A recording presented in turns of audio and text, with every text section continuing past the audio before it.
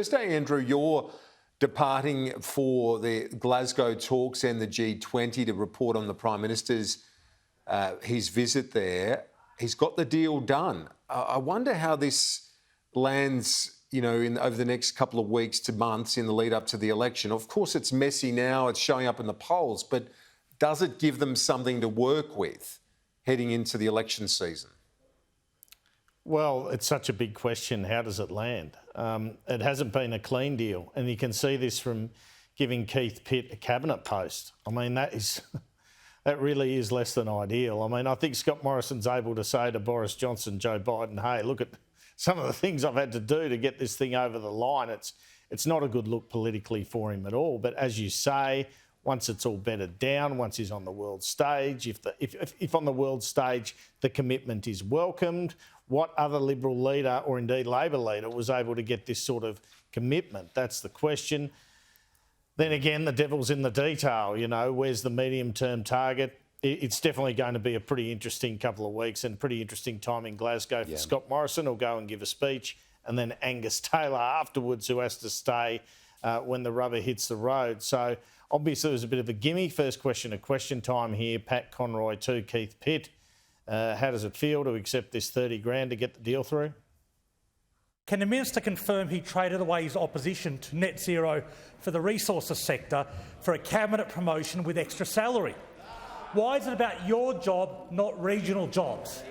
What we always know about the opposition, Mr Speaker, they are all about digging up dirt, but not in the way the resources sector does it, Mr Speaker. It's all about politics with those opposite. The hard-working men and women of the sector, Mr Speaker, are out there turning over dirt, shipping coal, shipping iron ore, delivering critical minerals, driving jobs and driving our economy. Anyway, the Nationals party room with conditions, which we'll see when the Prime Minister announces this tomorrow in terms of safeguards, voted for this 12 votes to 8 or around that. It wasn't a formal vote, but as they went around the room, the majority of people in the Nationals party room supported it. One person who didn't was the last speaker, I'm told, Barnaby Joyce. Just an extraordinary situation. He's got to go to the election campaign with his government, with his party, advocating for something he doesn't believe in. That's what he told the Nationals party room anyway. Looks less than enthusiastic in interviews on Sky News, but he did say in question time here he does believe in the target.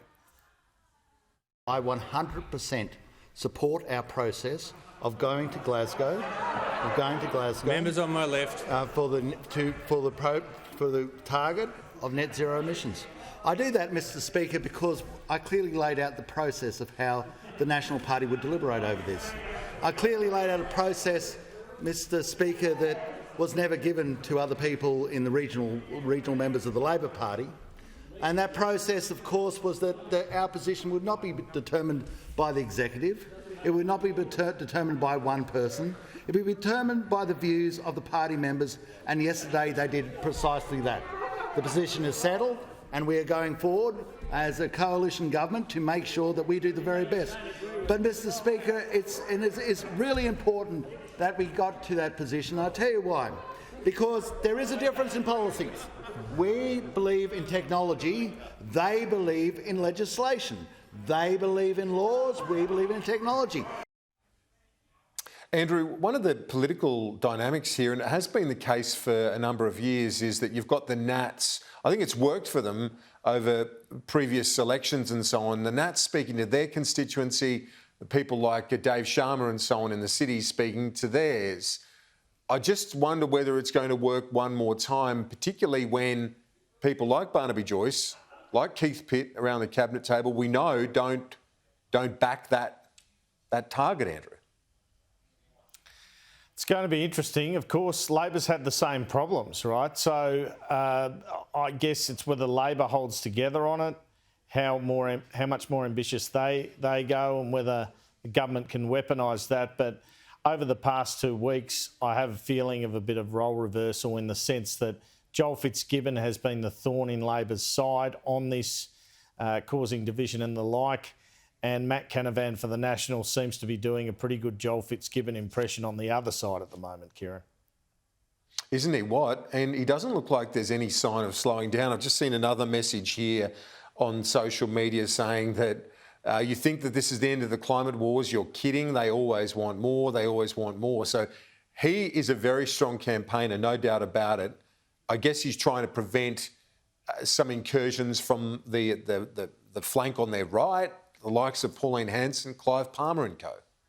Well, it'd make more sense if he was in a lower house seat, right? Because then, like John Fitzgibbon in Hunter, he's trying to keep the seat. But all this does, I mean, John Howard was always saying division equals death. So that's going to be the problem for Scott Morrison going forward. And as we pointed out earlier, Keith Pitt now in Cabinet, Bridget McKenzie in Cabinet, Barnaby Joyce in Cabinet. You won't hear from them. They have to go with the Cabinet decision. It's more Canavan that's the issue now. It's only one MP. He's going to start telling us, or has been over the weekend, we won't be able to eat steak because of this, Kieran. But, you know, you go to the world stage, everything looks hunky-dory. You mount the argument tomorrow that people won't be hurt economically by this, that their power bills won't go up. And Scott Morrison, he does a good sales job. So that's the challenge ahead for him tomorrow and going forward on this in terms of the domestic political market, Kieran.